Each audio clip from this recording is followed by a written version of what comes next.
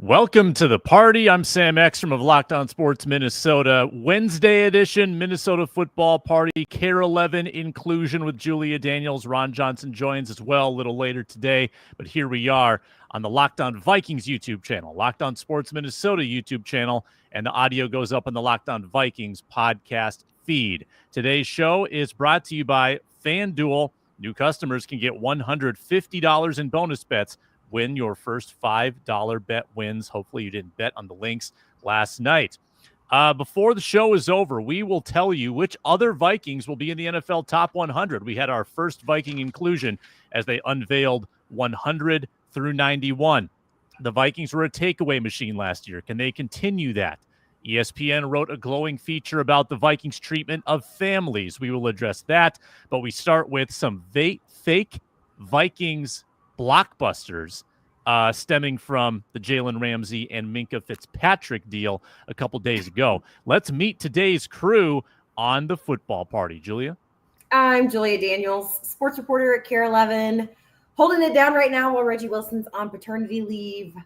Make sure you're keeping up with all of our streaming shows that we've got going on too. We have one on every Wednesday as well. Wednesday is like my podcast day. We have our Wednesday night show that happens, Care 11 Sports Plus, every night on the Care 11 app. But of course, we're talking Vikings. It's always fun every Wednesday to put my football brain back in my head. So. And I'm Ron Johnson, former Gophers and NFL wide receiver, host of the Ron Johnson Show. Just sat down with Dante Culpepper and Vikings quarterback Max Brosmer. We'll get to him next week. But I want to talk about, if we make a trade, do we give up a tight end too? Ooh, let's jump right into that. I think that's a good starting point. I spent a lot of time on this morning, and it is hard. It is hard to come up with an equitable trade for both sides. When you see a starter for a starter, like we saw with Pittsburgh and Miami, everyone kind of comes out mad. Yeah. Like, I mean, Miami's like, well, now we don't have Jalen Ramsey anymore. What? How are we going to guard people on the outside? And Pittsburgh's like, wait, we gave up Minkah Fitzpatrick? No one's really super happy with it. It's hard to please everybody. I've come up with a couple ideas, and the first place I look to areas of depth. Where do the Vikings have bodies that they could maybe afford to shed? I don't think anybody would like giving up this guy, but I look at the defensive tackle position, and I look at, you've acquired Jonathan Allen, you've acquired Javon Hargrave, you have a couple of young guys in the pipeline. Jalen Redmond, he had a really good rookie year. Levi Drake Rodriguez is there as well. Maybe Harrison Phillips feels superfluous at this point. Maybe you don't think you need to have a third highly paid defensive tackle. So where does he go? Well, I thought San Francisco would be a really good fit.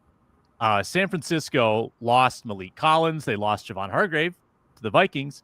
They're super young at defensive tackle. Super young.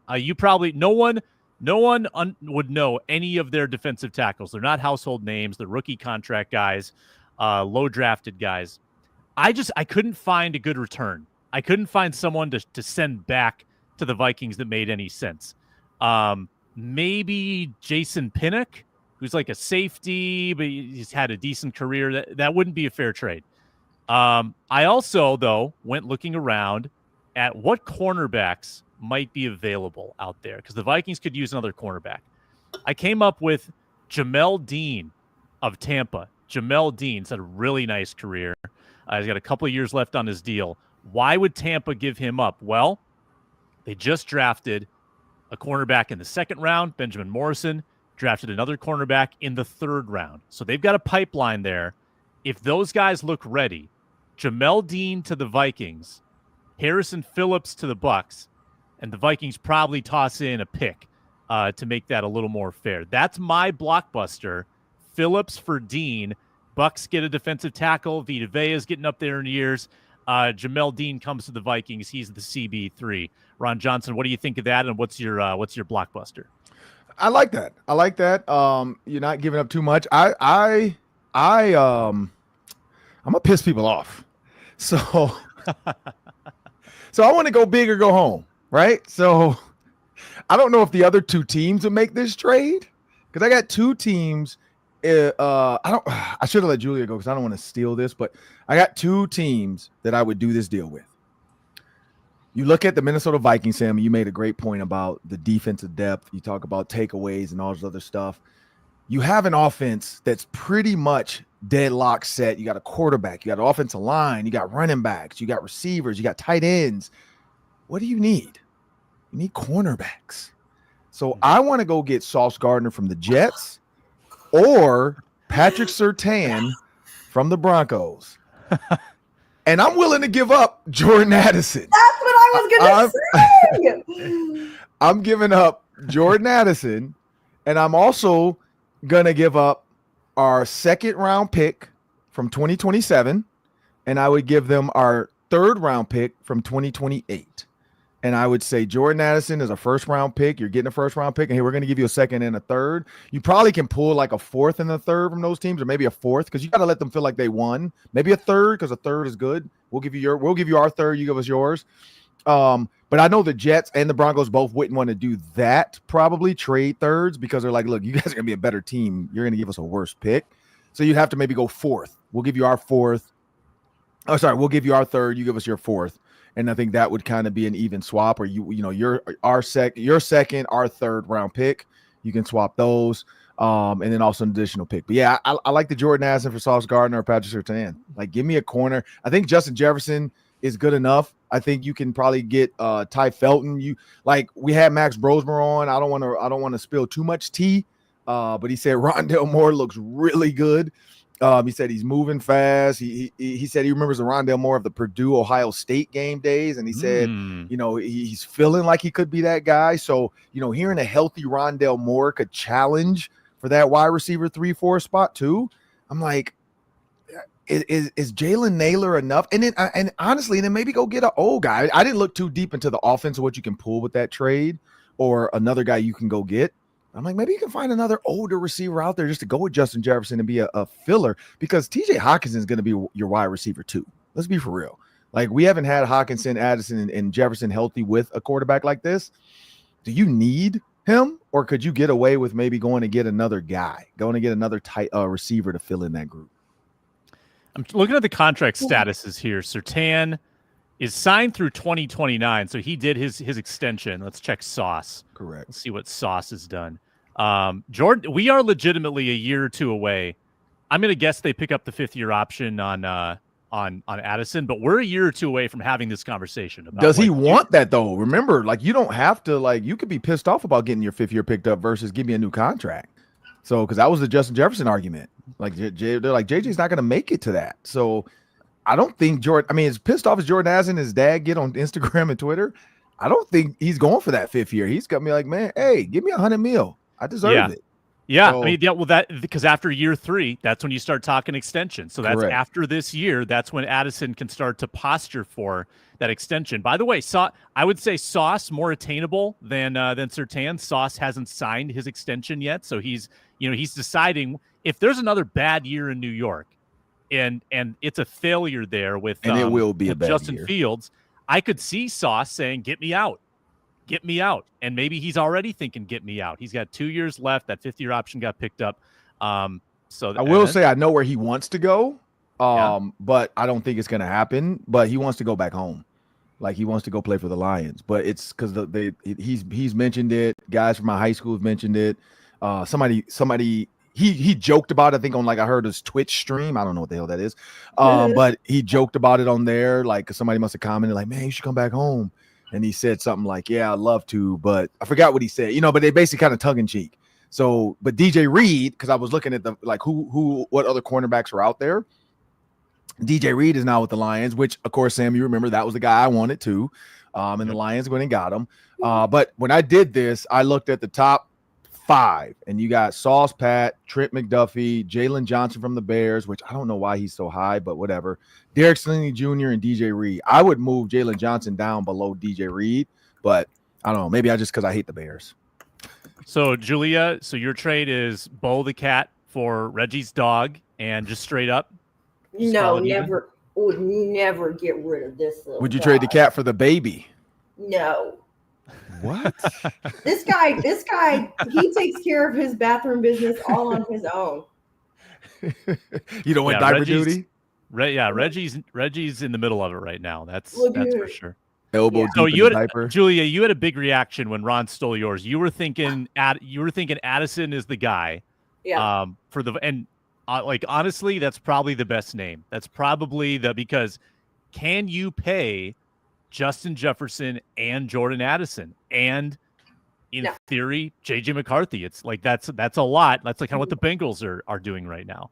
Yeah. I mean, But they've yeah, got go like ahead. a year or two left with this offense, Mhm. maybe. Yeah.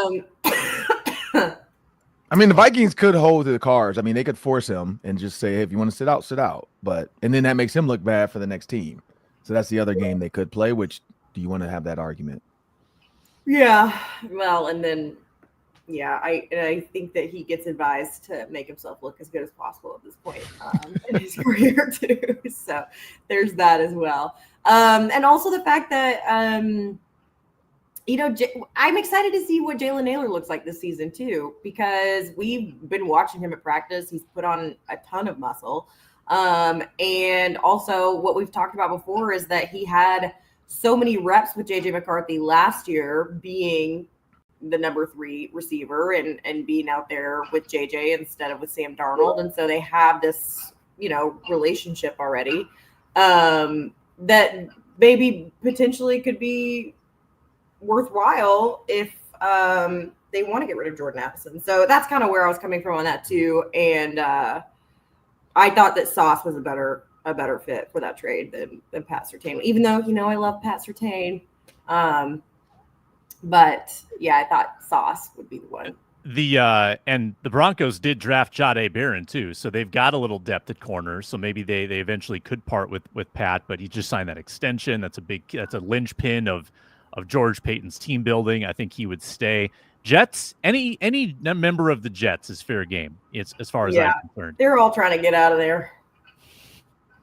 I think the Jordan Addison discussion is going to get really interesting after this season, because then he's at the point in his career where he's going to want that payday.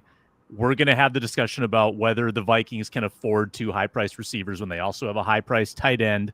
Can you succeed with just Justin Jefferson and a bunch of sort of supplementary receivers in his orbit? Could Jalen Naylor be the guy that gets an extension next offseason? These are all questions for the future, but I think very interesting to raise. When we return, Aaron Jones pops up in the NFL Top 100. Who else will show up for the Vikings? That's next. Brought to you today by FanDuel. Summer sports in full swing. WNBA Commissioner's Cup just ended. Fever beat the Lynx. Minnesota Twins approaching the All-Star break. It's a struggle. Take the under. But we got baseball. We got golf. We got high-stakes soccer. It's all at FanDuel. You can bet on every single sport going. You can bet live. You can put together same-game parlays. There are a lot of options for your wagering dollar. Make every moment more at FanDuel. Make it thrilling when you watch the game. You can do it from the beach while you're getting a little sunburn on the FanDuel Sportsbook app. They've got a lot of promotions. They can help you put together your wager with good metrics and matchups and fun ways to bet. New to FanDuel, new customers can bet just $5 and get $150 in bonus bets if your first bet wins. Open the FanDuel app today or visit FanDuel.com to get started.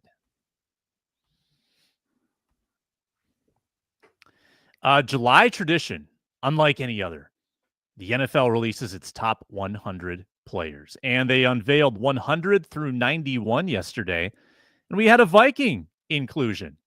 Aaron Jones, number 98. Aaron Jones, in some ways, coming off a career year for the Vikings.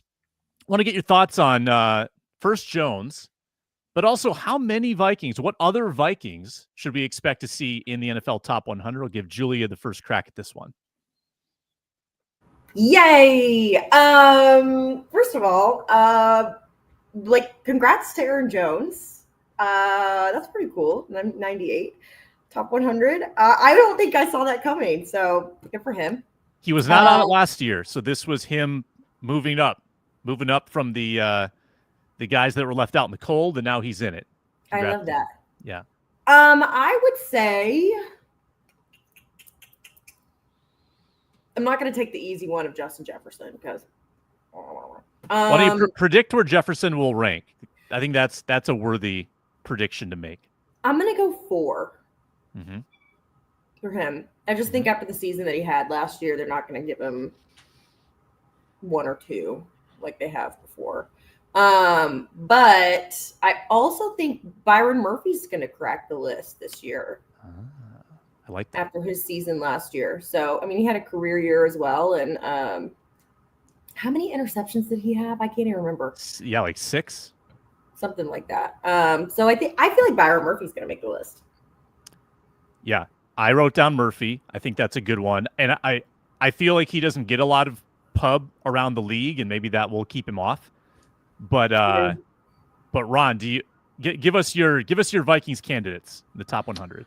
So one thing I'll say is they did come out with the potential number 1 spot guys. Josh Allen, Saquon Barkley, Jamar Chase, Jaden Daniels, Myles Garrett, and Lamar Jackson. Justin Jefferson is not even on that list. So Saquon, that's what I think. but in their minds, that's the top 6 right there. They don't have Justin Jefferson even in their top 6 for the NFL. Now, this is, of course, the NFL writers, and they just go off of whatever they think, and they're not thinking it through. Because I'm like, if you put Jamar Chase in there and you don't put Justin Jefferson in as a potential number 1, even though we know Justin won't be 1. But the funny thing is, Patrick Mahomes has gotten knocked down a peg, and so if I look at Vikings that I think could be on there, I had Murphy on there. I didn't see Aaron Jones coming. Justin Jefferson's an easy one. I think the problem is going to be production. So Hawkinson wasn't productive, but are they going to say, you know what, he is one of the best tight ends in the NFL?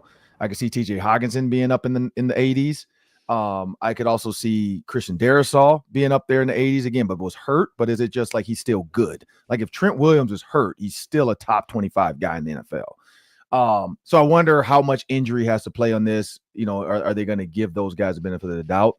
So that's the only thing that I looked at, but that would be my names: Darrisaw, Murphy, Hawkinson, Jefferson. I thought JG McCarthy, but I'm like, nah, that's too premature. They're not going to do that. My question is too, and this is we'll get more to this when we go. Will Sam Darnold making the 80s? Like, will they put Sam Darnold in this all of a sudden? Oh yeah, because now he's going off of last year's performance. Correct. Because how could you leave him out? It's last year's performance, but I mean, let's be real. Like, guys, I see the tweets all the time about this. It's still a popularity contest. Like, it's still who's the most popular guys, who did everybody like. Kirk Cousins. I don't think they know him. That's the problem. It's like it's a popularity contest. More popular, so maybe next year. He's an NFC North guy. In the NFC North, everybody knows his stuff. Nationally, he needs to do more. Like, I know he went on Good Morning Football. I know he's made some comments about PFF, like publicly on Twitter, about they don't know what they're talking about when it comes to his position. He keeps saying, okay, if y'all don't believe I'm a top 10 safety, I'm going to show y'all. So I don't know. I mean, if he was going to be in it, I thought he would have been in the right net, like the 90s. Like, I don't like, as you get to 80s and 70s, you just got too many other guys to fill. But, from a tight end standpoint, I don't see another, like, you got Kittle, you got Kelsey, who the hell else? You got Ertz, or is Ertz retired? Ertz is still playing, but he's not doing much. Top 5 caliber. So like you got Laporta. Bowers. You got to go. I guess Bowers. They love Bowers, and you got to go Hawkinson. So, but where did the tight end start running at? That's the question. Is where they put him. So that would be my guys though. The tight end, tackle, and then I have Murphy as well in corner. The only sneaky one, but I don't think he'll get there, is Blake Cashman. I don't think he has that ability. The other one could be Jonathan Gennard. I think Gennard could push forward with the sacks. With all his sacks. But then do you put Gink in like together? Like, is it a 81 and 80? And those are your two, guys in there, because they both had, Gink has interceptions at DN, outside linebacker. So it could be a nice, decent amount. 14 wins too for Kevin O'Connell. Like, you start to look at that team and say, how many guys should be in our top 100? Now that you say that, Ron, I think Grenard's got to be on there. Here's a question, just off the cuff. If you had to take Gink or Grenard for the next 5 years, who you choosing? Me or you want Julie to go first? I'll go. Julie, go first. Ahead. I'd go Grenard. Yeah, I agree. think they're so evenly. I mean, they're so evenly matched in impact, but he is such a team guy, and he's for me personally too. Just being a journalist, he's so easy to talk to. He's always willing to talk to us, and the team loves him. So I would go Bernard. It's like TJ Watt versus JJ Watt, to be honest. Both really good, both impactful, but TJ drops more. JJ gets after the quarterback. And in today's NFL, the gink plays can be nullified by smart quarterbacks. Because once those quarterbacks realize this dude is doing that, they didn't throw it anymore. They're like, oh, shoot, wait a minute. No, I'm not throwing that. He knows what we're doing. So, I think, his boom or bust, Jonathan Grenard, he's getting there on his sacks because that's what he does. So same with JJ Watt's going to get there. TJ Watt needs some flash. He needs some stuff to happen, and then he becomes a huge impact player. So I'd say the same. I think Julie is dead on. Give me Grenard, especially for 5 years. Give me Grenard. Like, he's going to get after that quarterback. That whole pick six thing, that's a flash in the pan. I don't know how many times he can do that before, teams start game planning that, being like, hey, he's going to do this. Let's run a slip screen. Because then you just do the, look out, pump, and then you come right up under him with a slip screen. I just threw my pin. But you do a slip screen right underneath him. In high school, we called it pro queen for swing. And so you swung the running back out, and then you swung the receiver back underneath. And it was such a cool play. Like, it was when I was a freshman in high school, I could not wait to be a junior because the best receiver got that play. So I could not wait to be a junior for when it was my time to run the pro queen is what we called it. But for swing, pro queen. And so you just come back underneath, and all you do is it looks like a mesh like this. So it looks like it's a receiver screen or a running back screen. You make Gink do that, and then you see the receiver come right underneath them, and the entire line flows with it. So you kick everybody out, and you literally just run down the line of scrimmage like a tunnel screen, and you end up on the backside, and nobody's back there. So I feel like Gink could fall for that because that's like in the NFL, you see a lot of those tunnel screens. He's susceptible to it because he plays the play. Which is same as Ed Reed, though. I mean, we've heard the Troy Polamalu stories from Ryan Clark when we had Ryan Clark on our show. Troy Polamalu was the same way. He was going to do something that was not a part of the play, and if you could figure it out, you could beat him. And that's why, every once in a while, Peyton Manning would say that, like, "Oh, I knew you would do this," or Belichick was the best. I heard when he was talking about that. He's like, "Oh, I knew Ed Reed would do this, so I'm gonna do this." And it was just like that's why I love the chess match of this, and so I got to go Grenard too. I probably think about once a week how Van Ginkel dropped that pick six against Detroit in the last game. Like, that still haunts me. I'm like, man, what would have happened if he would have returned that to the house? It might have changed everything. Might have won the game. Might have been the 1 seed. Might have gone to the Super Bowl. Man, I still wake up and think about the red zone inefficiency of Kevin O'Connell. Like, that's gonna harp in my head until at some point. I don't know when I'll find time. Maybe on my trip to Nashville, I have some time. I got to go through all 11 plays because after I talked to Keenan McCardell and he explained to me what the calls were now, I'm like, we got to get Keenan McCardell on the show. I don't know if he wants to put it on paper, but man, I would love for him to just walk us through some of the red zone thoughts in that game and what they thought Detroit's defense was going to do. Because Kevin O'Connell had it dialed up as if he knew the coverage, and Aaron Glenn had it dialed up like, I know you think you know, but you don't know. And it was just like, Sam Darnold just got thrown to the land. He was a slaughter. He got thrown out there, and it was just like, hey, yep, Sam, you. And then everybody blamed him though. It's like, this is the Sam Darnold that we knew would come out eventually. Mm-hmm. Really, like week 18, you want to take this victory lap? There it is. Like, there it is. Week 18, they took a victory lap. Like, sit down. Like, I was so sick of the Twitter people in that week. I was like, y'all are so fake. Like, all you guys love Sam Darnold for 16 weeks, and now week 18, I knew this was gonna come. I knew it. Here it is. Shut up. Yeah, I'm with you on that. Top 100, I think that we're going to see Harrison and Byron Murphy in the next 10 to 20. I think Christian Darrisaw should be a top 50 player.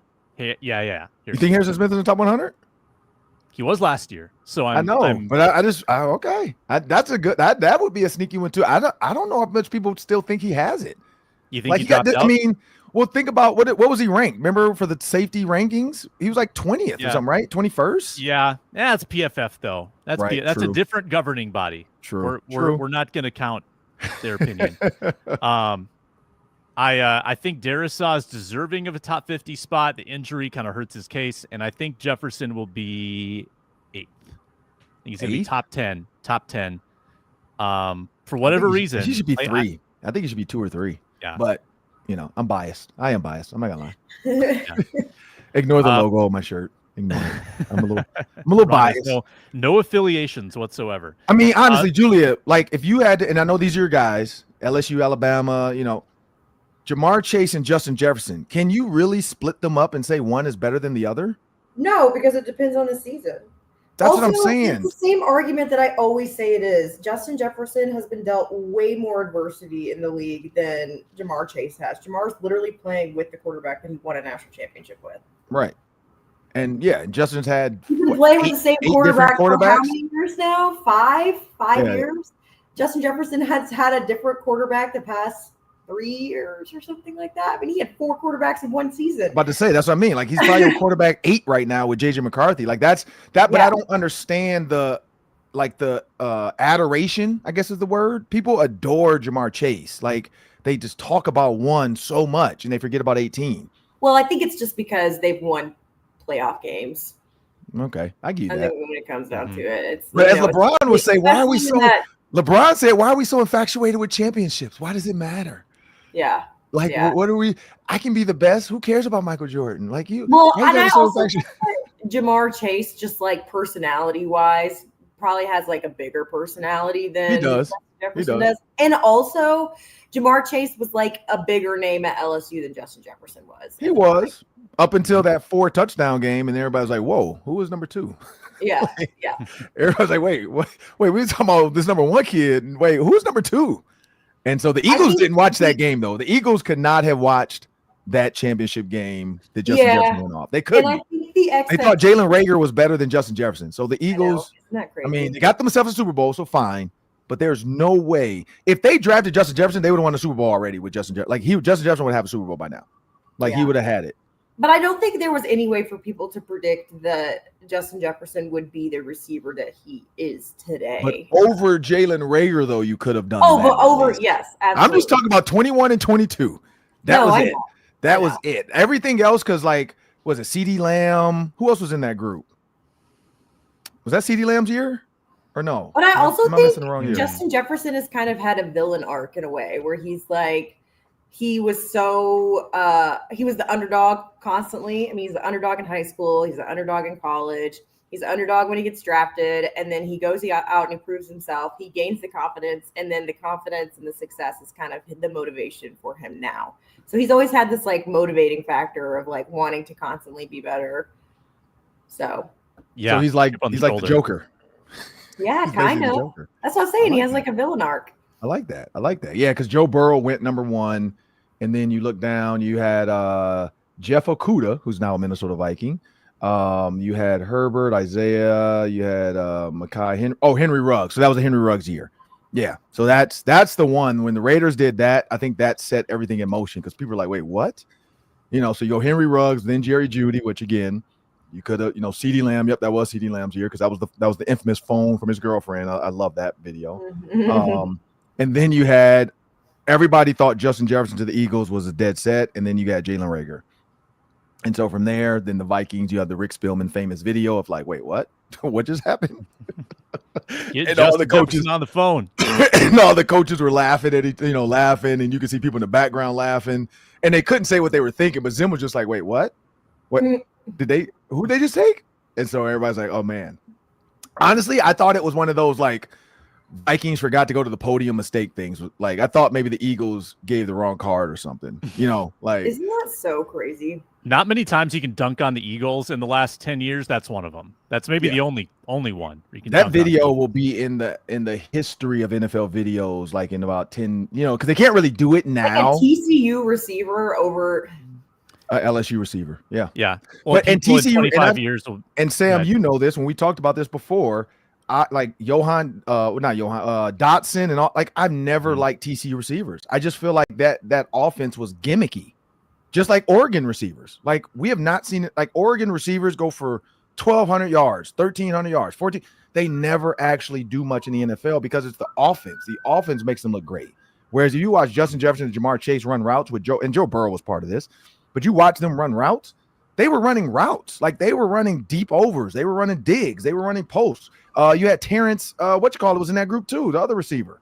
The other, number 6. What's his name? Terrence, shoot. He went to the either the Jags, I think, or he's in the NFL right now. But he was a pick later too, like in the next, I think, year or two. So you had all those receivers out there. Come on now. Like, I don't know how you watch film and say, yeah, let me get this TCU receiver because he ran fast. No, that was dumb. But hey, appreciate it. Appreciate it. Yeah, Eagles. thank you. That's such a wild what if in NFL history and Vikings history. I know Zim isn't petty, but I wish Zim one day would just send like a fruit basket to the Eagles facility that goes viral or something that says thanks for Justin Jefferson or something. Like Zim is petty. I think he would do that. That's what I'm saying. Like when he's done with it all and he can sit back and have fun, like I hope him and Rick, because I think Rick Spielman might tell that story one day because he's out on pods now. But I hope like that story gets out there that when that happened, they were like, I can't believe the Eagles just did this, like because they haven't said, nobody's physically or said it, But I know at some point it's going to start to come out when they get older. When Jefferson is beginning to, he's going on the retirement tour, the farewell tour. People will write stories about like the path of Justin Jefferson, and they'll talk to the Eagles and they'll talk to the Vikings, and that's when it'll all be revealed. I mean, even the Cowboys. Do you feel bad? Like if you're the Cowboys, do you feel bad you took CeeDee Lamb over? I don't think you can with that one. No. Nah, I mean you've gotten so much. But I think the Broncos probably could say with Jerry Jeudy, they probably are like, and then you could definitely say the Raiders. The Raiders are definitely like, oh my God, we could have took anybody else. But like I always wondered that, like, because CeeDee Lamb was CeeDee Lamb's the one. He's the one that actually played well and has been playing well. Like other than that, and that's why the draft is so fun. You never know. So we'll find out about JJ McCarthy. No doubt. Vikings were a takeaway machine last year. Can they duplicate it in 2025? We address that after a quick pause.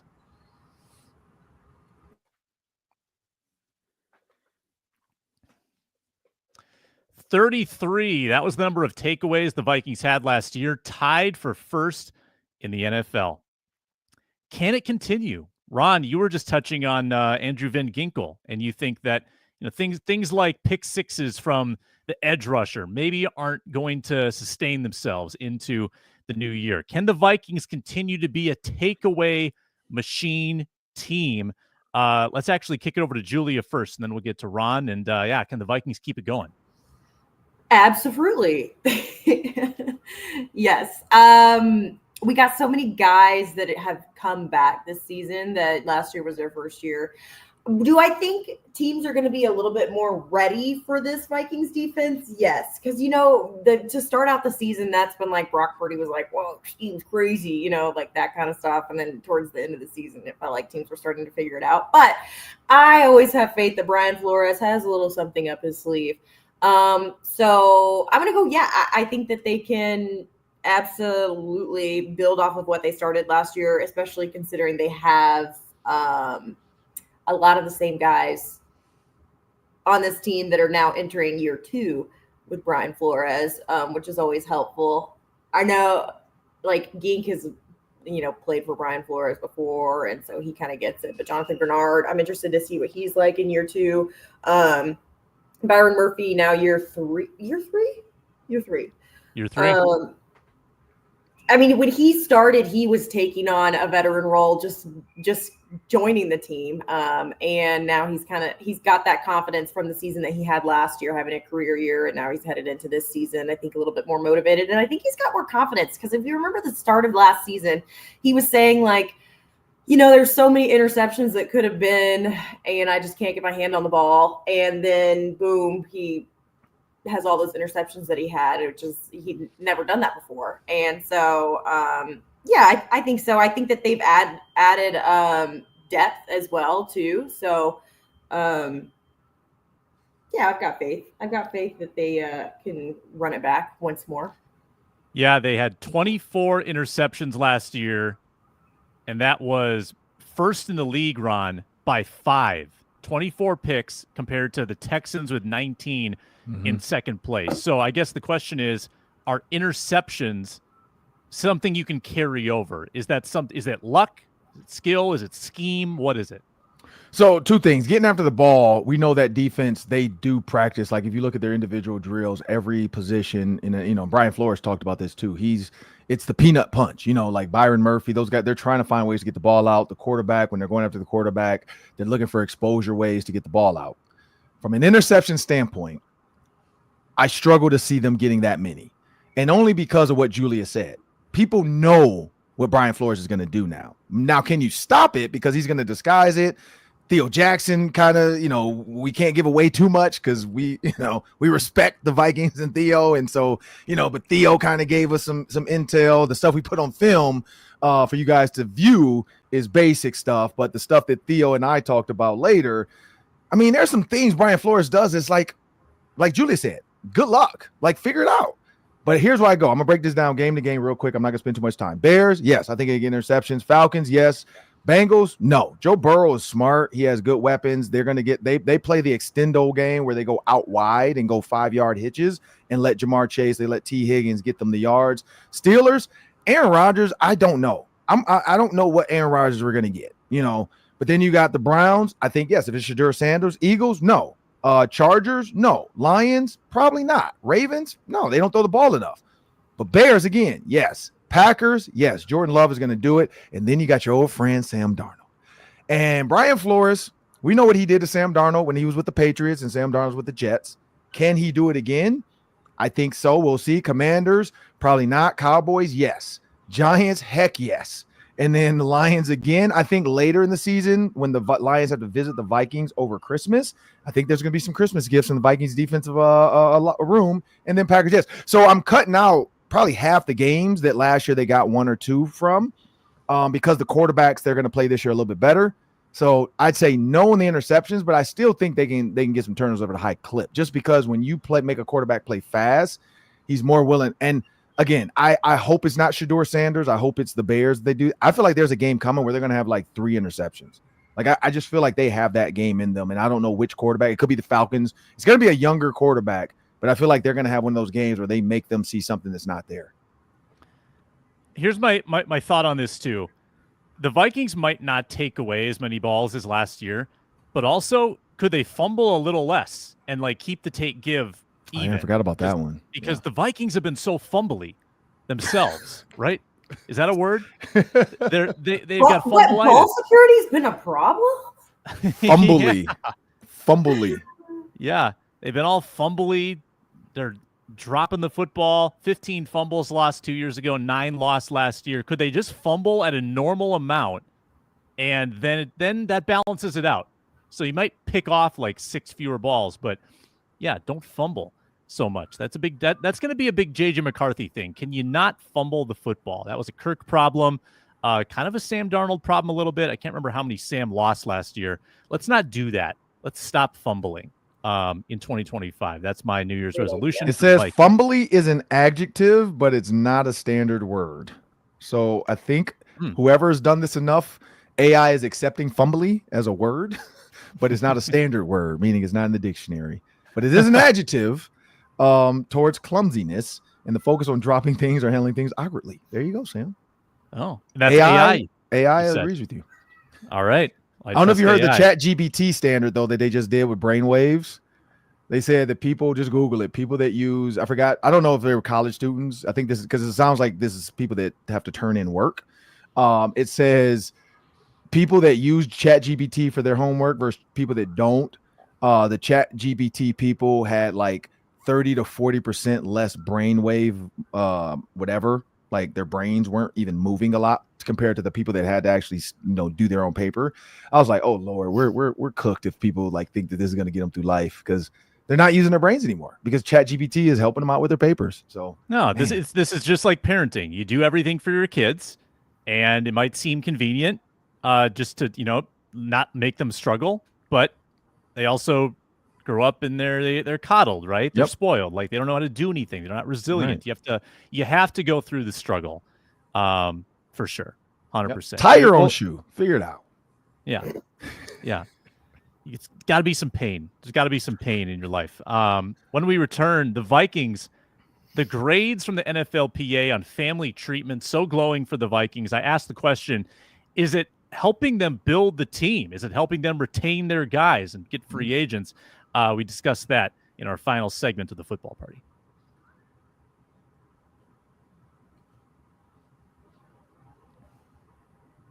Ron, I know you've talked about this a lot, about how the Vikings have supported families. And ESPN wrote a big feature about the difference between the highly graded teams like the Vikings and the lowly graded teams. The Jaguars thrown in there, the Browns, the Bengals. Jags called a stray. Fs. Yeah. Like wives of players getting turned away at the front of the stadium, stuff like that. Not the case with the Vikings.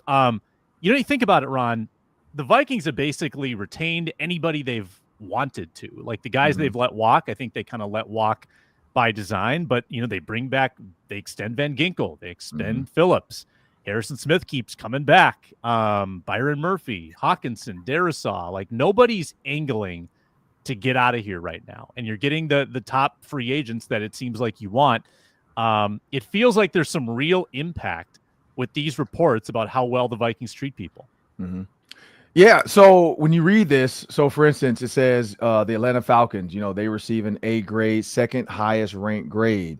One of the players for the anonymous players, put your name on it, man, for the Jacksonville Jaguars, because you're not even a player anymore. He says, no,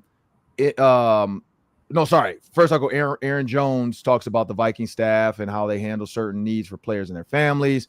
He said each week the Viking staff support staff will ask players if they have family traveling to the game. If they do, they will ask staff how many tickets do they need. They will say whether the family requires hotel accommodations, and they do all the little stuff for the families. It takes all that away from us, which makes it easier for us, to paraphrase. He said, I know it's sure your family's taken care of and helping, but it helps getting sideline passes and everything else. There's no stress and they're in good hands. So that's a good thing when your wife, kids, whatever, mom is taken care of. You don't have to worry about them because you can't be in the locker room and you got to check your phone because your mom's like, hey, my tickets are here and I'm outside the stadium. You're like, man, I got to play. Like, Mom, what are you doing? And so I think that's a huge let off. And then here's the Jaguars one. He said anonymity. He asked for anonymity. They scored an F for their report card. He said, I know you're supposed to the ones to tell your family certain things, but there's there's 30 other things that us as players have to worry about, other than just our family getting last minute information. There's been miscommunication, information's bad. He said, when you have to blank give them tickets or blank to give them all the things, stuff happens. You know what I mean? We don't know what you mean, man. Just say it. Like, so clearly he's tiptoeing around what's really happening with the Jags. So I feel bad for Travis Hunter. But when you think about that, that's a big deal. Like if I'm Sauce Gardner, and I'm sick of the Jets and I'm looking for a place to go, I'm gonna that's gonna come up. Like, man, wait, you want me to be opposite Travis Hunter? Cool. Wait, what? You don't even check on my mom, make sure she's in the stadium. So and we had Quinn Jersvig on our show. We had Leo Cano and Chelsea Adolfo-Mensa. Yep. And that's what they talked about. They talked about the coach's wife and GM's wife, making sure the wives are handled, whether they want a private jet, whether they want to get to a bus to go to a game. And then Quinn Jersvig talked about the in-stadium stuff. They have a daycare for the kids during a game. That's huge. You could put your little 2-year-old downstairs under the stadium because they don't want to watch anyway. Now you can watch 3 hours of your husband and you don't have to worry about feeding, changing the diaper, and they have other friends down there to play with. It's like a big play area for the kids. And so all that little stuff that they thought about to make the families' lives easier, because a lot of teams just care about the players. Hey, your family we don't pay your family. You worry about your family. And I think that is huge. And when you can use that as a tool to recruit, and then other players talk to other players, because look at what's his name? Jair Alexander, when he reached out to Lamar Jackson about being a possible Raven. That's, he was probably like, cool. If you say it's cool, it's cool. And I'm pretty sure that happens a lot. When guys are thinking about going to another team or possibly being traded, they definitely reach out to guys they know. And yeah, Jags, got to fix that, man. You got to fix that. Julia. Yeah, I mean the family stuff. I mean, it's everything that Ron said. And I did a piece with Ari Jackson last year, Theo Jackson's wife, and she kind of gave me the ins and outs of how that works game day for them, and it's like a breeze for her. She gets to this. I think I was going to a 3:30 game or something like that. So she got to ride with Theo to the stadium after they went and had lunch with some of their friends, and they ride in. He walks in, he gets off the elevator at one point, she gets off the elevator at another point.